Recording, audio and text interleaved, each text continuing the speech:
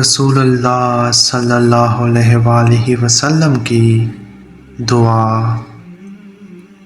قصہ نمبر 51۔ بسم اللہ الرحمن الرحیم۔ السلام علیکم۔ روایات میں آتا ہے کہ حضرت سیدنا علی المرتضیٰ رضی اللہ عنہ ایک مرتبہ بیمار ہو گئے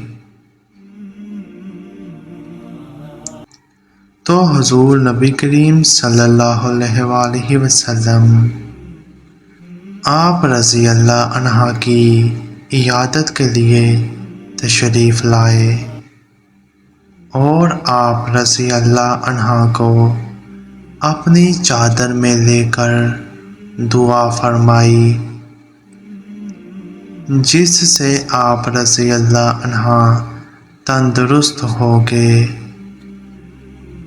حضور نبی کریم صلی اللہ علیہ وآلہ وسلم نے آپ رضی اللہ عنہ کو مخاطب کرتے ہوئے فرمایا، اے علی رضی اللہ عنہ، میں نے اللہ تعالیٰ سے جو مانگا اس نے مجھے عطا کیا۔